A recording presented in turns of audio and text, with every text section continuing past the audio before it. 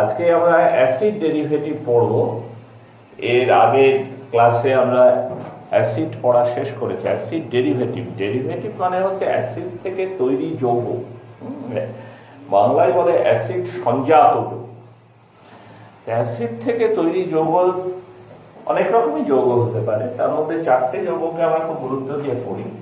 একটা হচ্ছে তোমার acid chloride, CH3 CO Cl, acid chloride.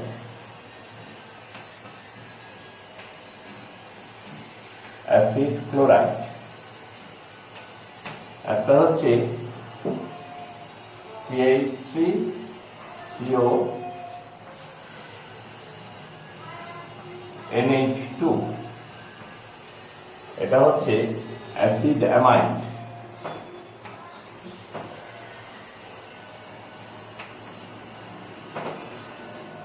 একটা হচ্ছে CH3 CO ও CO CH3, বা এটাকে ভাবেও লেখে CH3 CO whole to oxygen, নাম হচ্ছে acid anhydride.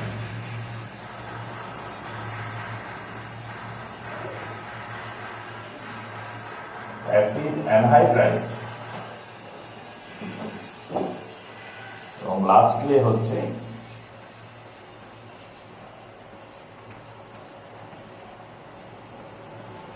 Ester, ethyl acetate, ester. এই চারটে প্রধান যৌগকে আমরা অ্যাসিড ডেরিভেটিভ হিসাবে করে থাকি। এর কিছু কিছু বিক্রিয়া কিন্তু আমরা আলোচনা করেছি, যেমন হফম্যান ডিগ্রেডেশন রিয়াকশন হচ্ছে মূলত অ্যাসিড অ্যামাইডের বিক্রিয়া, রোজেনবার্গ রিয়াকশন হচ্ছে মূলত অ্যাসিড ক্লোরাইডের বিক্রিয়া, বা আর্নস্টার সিনথেসিস যদি তুমি বলো, উলফ রিঅ্যারেঞ্জমেন্ট। তোমাদের মনে থাকতে পারে অ্যাসিড পড়ানোর সময় বলেছিলাম যে একটা কার্বন অ্যাটম বেড়ে যায়, স্ট্রেট চেনে একটা কার্বন অ্যাটম বৃদ্ধি পায়, আর্নস্টার সিনথেসিস বা উলফ রিঅ্যারেঞ্জমেন্ট। হ্যাঁ, অ্যাসিড ক্লোরাইডের বিক্রিয়া ছিল। সুতরাং অন্য কিছু পড়তে গিয়ে আমরা এর কিছু কিছু অংশ পড়ে ফেলেছি, তবুও সেইগুলোকে, মেমারিগুলোকে একটু রিকল করা আর কি, একটু দেখে নেওয়া। আমরা একটু প্রথমে একদম শেষের দিক থেকে শুরু করি। ধরো এস্টার, এস্টার কম্পাউন্ড নিয়ে।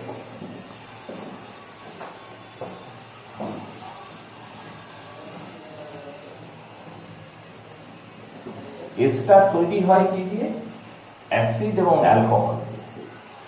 গাঢ় সালফিউরিক অ্যাসিডের উপস্থিতিতে অ্যাসিড এবং অ্যালকোহল অন্য উপায়ও তৈরি করা যায়, অন্য উপায়ও তৈরি করার রাস্তা।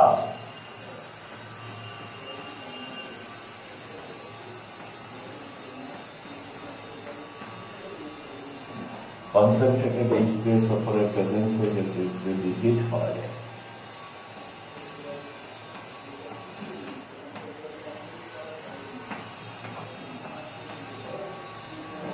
তুমি ইথাইল অ্যাসিটেট এস্টার পাও।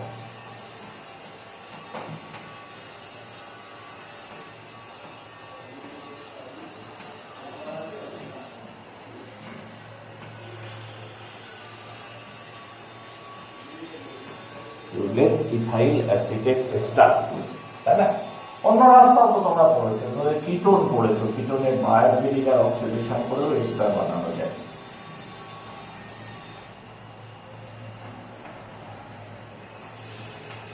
তুমি যদি পার অ্যাসিডিক অ্যাসিড দাও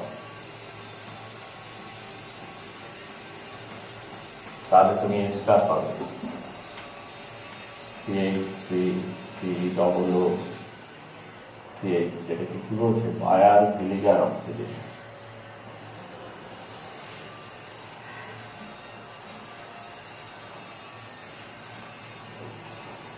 বায়ার ভিলিগার অক্সিডেশন, এটাকে বলছে এস্টারিফিকেশন বিক্রিয়া।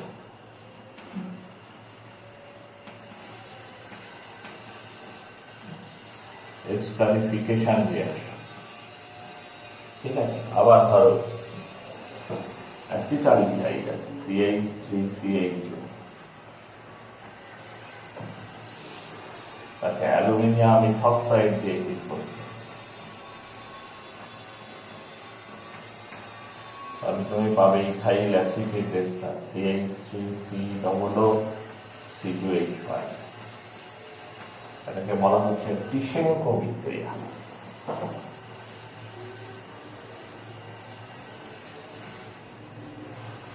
তিশেঙ্কো রিয়াকশন।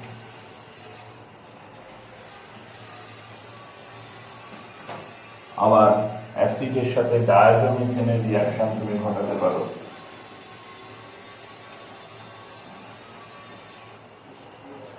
সবই তোমাদের পড়া বিক্রিয়া, একটাও নতুন বিক্রিয়া বলছি না।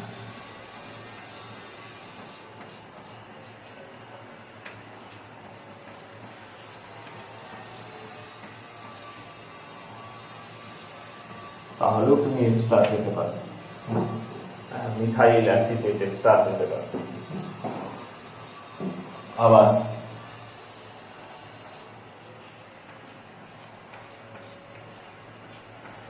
CH3COCl plus CH2ONA sodium ethoxide, NaCl বেরিয়ে যাবে।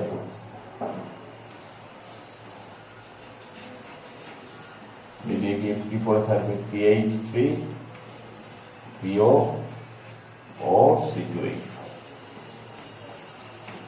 আরো নানান রাস্তায় তুমি বানাতে পারো এস্টার। এস্টার বানানোর প্রচুর রাস্তা আছে, আমি এগুলো লিখলাম এই কারণের জন্যে যে তোমাদের যদি একটু একটু স্মরণে আসে, পুরোনো রাস্তাগুলো যদি একটু একটু মনে আসে এই প্রক্রিয়ার মধ্যে দিয়ে, বিক্রিয়াগুলোকে যদি তুমি কি বলবো স্মরণ করে নিতে পারো তাহলে ভালো হয়, কারণ এগুলো সবই খুব ইম্পর্টেন্ট রিয়াকশন। এবার এই যে প্রথম রিয়াকশন, এখানে জল তৈরি হয়, তাই না? এস্টার প্লাস ওয়াটার, জল।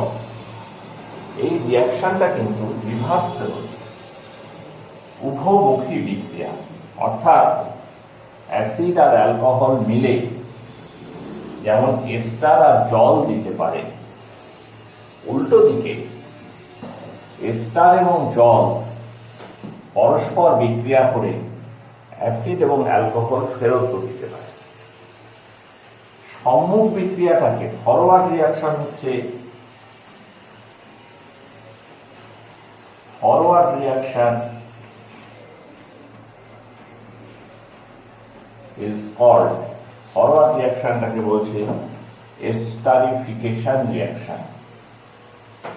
Esterification reaction.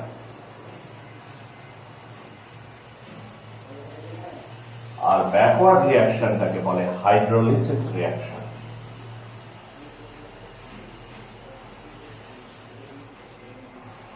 ব্যাকওয়ার্ড রিয়াকশনটাকে বলে হাইড্রোলিসিস রিয়াকশন, আর্দ্র বিশ্লেষণ।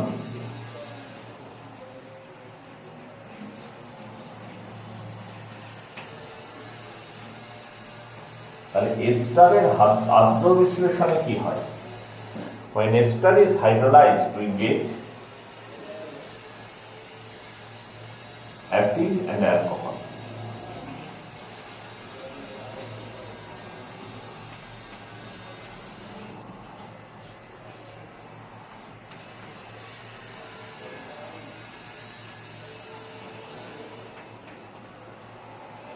এই হাইড্রোলিসিসটা তুমি যদি,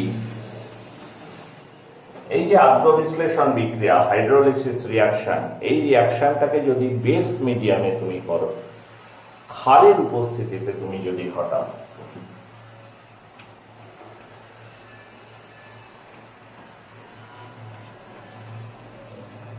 হাইড্রোলিসিস করছো কিন্তু in presence of base,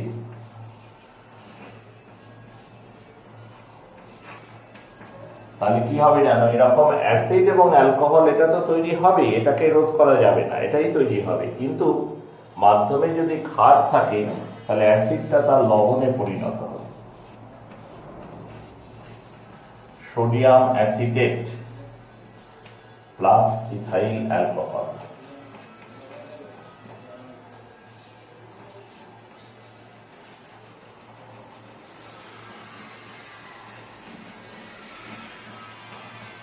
sodium acetate plus ethyl alcohol, sodium acetate এবং ইথাইল অ্যালকোহল তৈরি হয়। এই বিক্রিয়াটাকে আমরা সাবানী ভবন বিক্রিয়া বলি, বাংলায় বলে সাবানী ভবন বিক্রিয়া।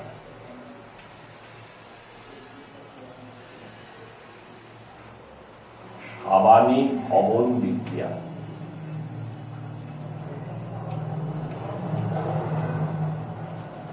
ইংরেজিতে বলে স্যাপোনিফিকেশন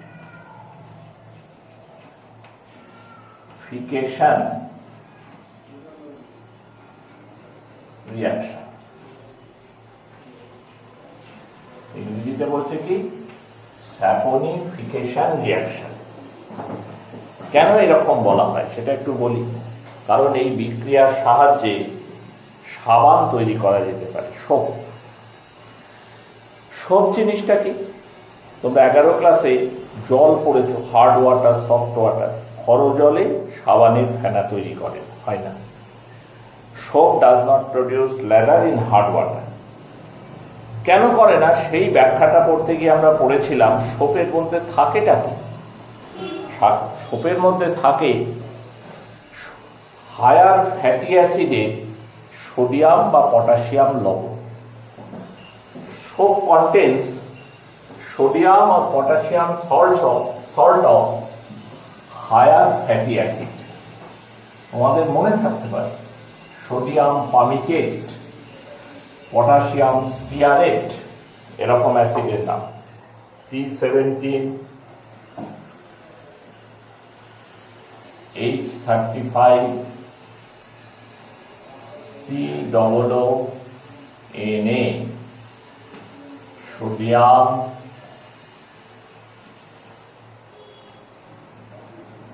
স্টিয়ারেট বা C15, H31, COOK, পটাশিয়াম,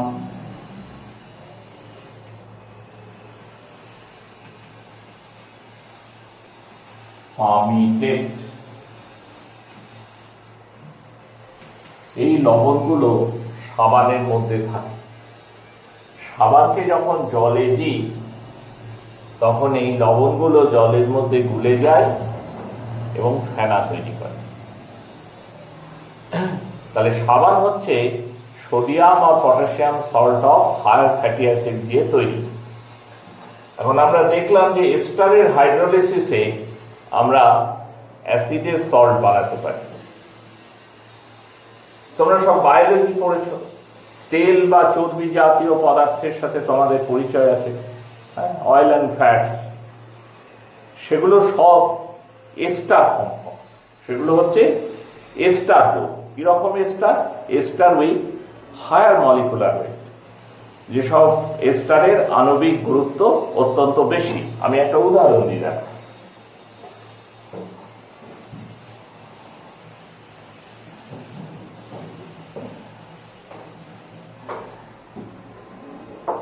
আমরা জানি যে এই অ্যাসিডটার নাম হচ্ছে stearic acid, C17, H35, COOH, stearic acid. এর সঙ্গে তুমি যদি গ্লিসারলের বিক্রিয়া ঘটাও, গ্লিসারল হচ্ছে একটা ট্রাইহাইড্রিক অ্যালকোহল যাতে 3টে OH গ্রুপ আছে, আর এটা একটা অ্যাসিড। তার বিক্রিয়াটা হবে এস্টারিফিকেশন বিক্রিয়া। কনসেন্ট্রেটেড H2SO4 এর প্রেজেন্সে হিট করবে। তাহলে এই 3টে OH গ্রুপে এই তোমার জল বেরোবে, 3টে OH গ্রুপ থেকে, এরকম এস্টার হয়।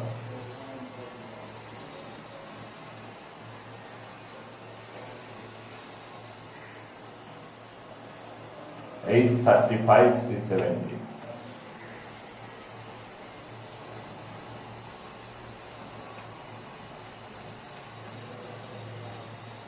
C17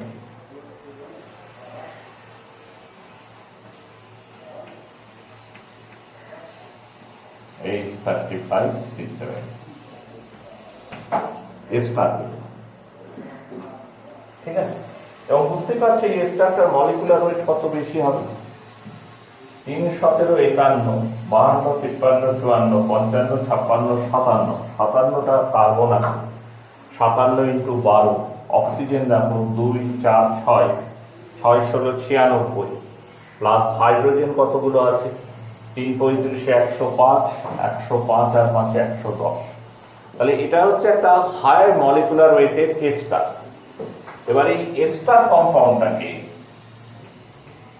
তুমি যদি অ্যালকালি মিডিয়ামে হাইড্রোলিসিস করো, H35 CHO COO C17 H35 CH2O COO C17 H35, এটাকে যদি অ্যালকালি মিডিয়ামে ক্ষার মাধ্যমে তুমি যদি আদ্র বিশ্লেষণ করো, তাহলে গ্লিসারল আলাদা হয়ে যাবে।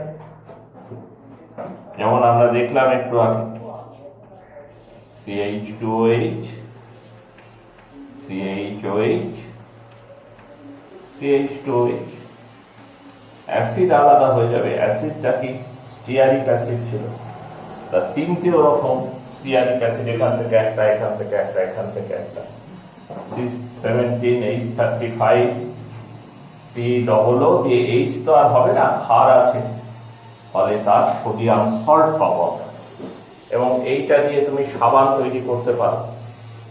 তাহলে এই এস্টারে হাইড্রোলিসিস ঘটিয়ে, বেসিক্যালি অ্যালকালি মিডিয়ামে হাইড্রোলিসিস ঘটিয়ে তুমি সাবান তৈরি করতে সক্ষম হচ্ছ। সেই জন্য এটাকে সাবানী ভবন বিক্রিয়া বা স্যাপোনিফিকেশন রিয়াকশন বলা হয়। তাহলে কোনটাকে সাবানী ভবন বিক্রিয়া বলবো না, অ্যালকালি মিডিয়ামে এস্টারের যে হাইড্রোলিসিস রিয়াকশন হয় সেটাকেই আমরা সাবানী ভবন বিক্রিয়া বলবো।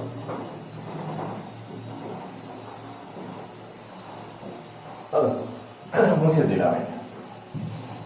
এস্টারের বিভিন্ন রাসায়নিক বিক্রিয়া তুমি যদি স্টাডি করো, তাহলে দেখবে, তুমি যদি এইভাবে ভেবে পড়ো যে এস্টার তৈরি হচ্ছে কিসের থেকে, অ্যাসিড এবং অ্যালকোহল, তাহলে এস্টার ভেঙে কি তৈরি করবে, অ্যাসিড এবং অ্যালকোহল প্রথমে, তারপর অ্যাসিড এবং অ্যালকোহলের যে রিয়াকশন, সেই রিয়াকশনটা ঘটবে। আমরা অবশ্যই বিস্তারিত মেকানিজমের মধ্যে দিয়ে যাচ্ছি না, তাই এইভাবে একটু ভাবতে বলছি যে এস্টার অ্যাসিড অ্যালকোহল মিশিয়ে তৈরি হয়। কেমিক্যাল রিয়াকশনের সময় এস্টারটা ভাঙে, এস্টারটা ভেঙে অ্যাসিড এবং অ্যালকোহলে পরিণত হয় এবং সেই মতো রাসায়নিক বিক্রিয়াতে অংশগ্রহণ করে। ধরো তোমাকে আমি বলি, তাহলে CH3 COO C2H5 এর সাথে তুমি অ্যামোনিয়া বিক্রিয়া করা বা অ্যামোনিয়াম হাইড্রোক্সাইডের বিক্রিয়া করা, whatever it is। তাহলে কি বললাম যে এটা ভেঙে প্রথমে কি হবে, অ্যাসিড আর অ্যালকোহল।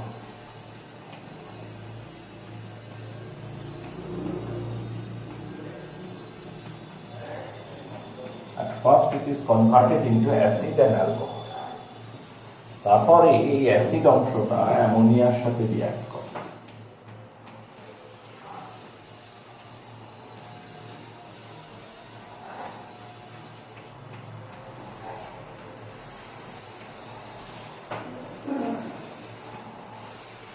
তাহলে তুমি পাবে অ্যাসিটামাইন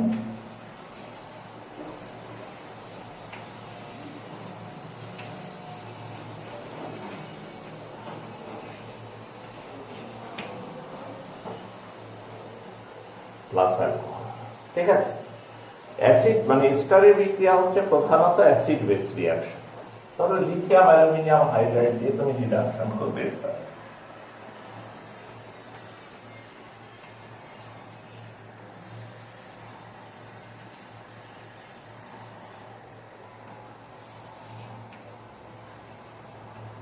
Li A H4 lithium aluminium. তাহলে প্রথমে স্টার্টিংয়ে কি হবে, অ্যাসিড আর অ্যালকোহল।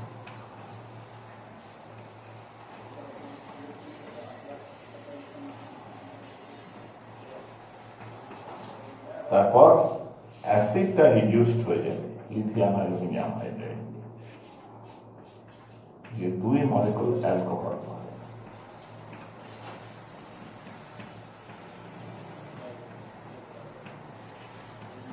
অ্যালকোহলে 2 মলিকুল হয়। অ্যালকোহল আর লিথিয়াম অ্যালুমিনিয়াম হাইড্রাইড দিয়ে রিডিউসড হয় না, কিন্তু অবশ্যই অ্যাসিড হয়, এবং অ্যাসিড রিডিউসড হয়ে কি তৈরি করে, অ্যালকোহলই তৈরি করে। তাই এখানে আমরা 2 অণু ইথাইল অ্যালকোহল পাবো। যদি অন্য কিছু দিয়ে রিডাকশনটা করা যায়,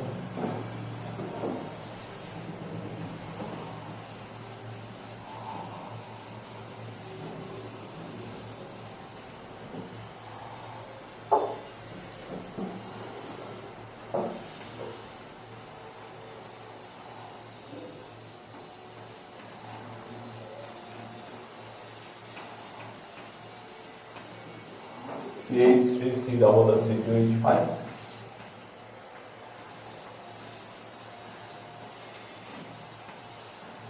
একে ধরো সোডিয়াম আর অ্যালকোহল দিয়ে তুমি রিডিউস করছো। সোডিয়াম আর অ্যালকোহল একটা ভালো reducing agent, C2H5OH plus Na reaction করে কি তৈরি করে, C2H5ONa প্লাস নেসেন্ট হাইড্রোজেন। এই জায়মান হাইড্রোজেনটা বিজারণের কাজ করে, নেসেন্ট হাইড্রোজেনটা বিজারক দ্রব্য হিসেবে কাজ করে। এখানেও তাই হবে, প্রথমে এস্টার অ্যাসিড আর অ্যালকোহলে কনভার্টেড হবে,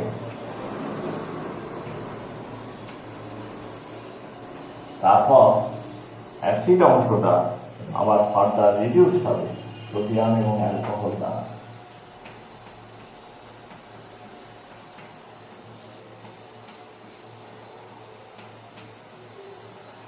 হয়ে 2 অণু অ্যালকোহল তৈরি হবে।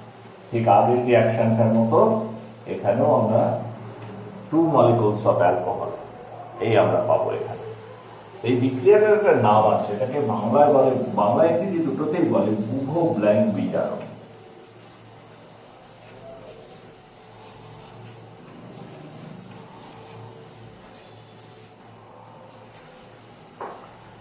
উভ blank বিজারক।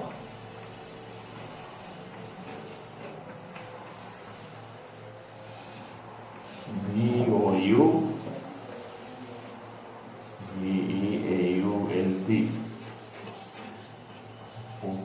Blank BLAN reduction.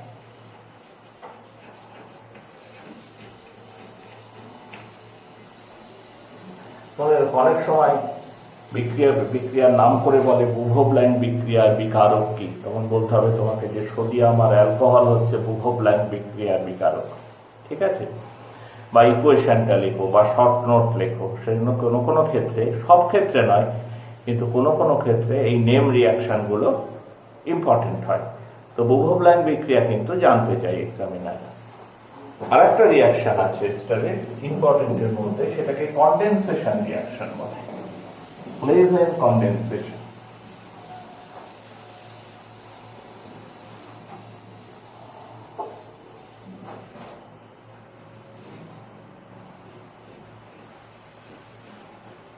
Pleasant condensation reaction.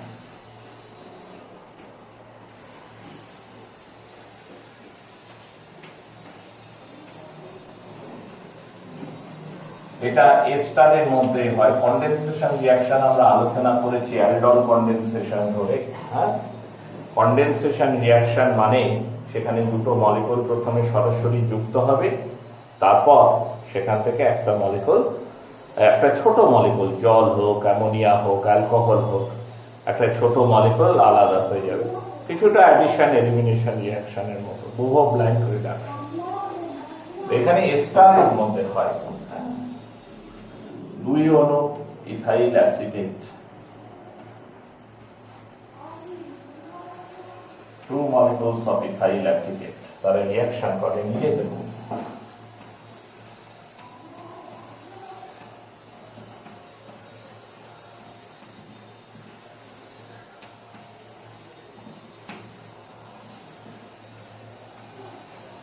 C2H5ONA sodium ইথক্সাইডের উপস্থিতিতে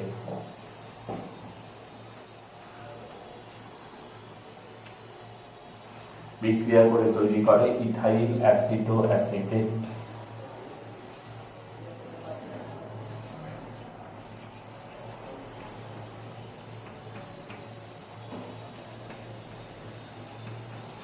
কি তৈরি করে, কোন কম্পাউন্ডটা তৈরি করে? ইথাইল অ্যাসিটোঅ্যাসিটেট,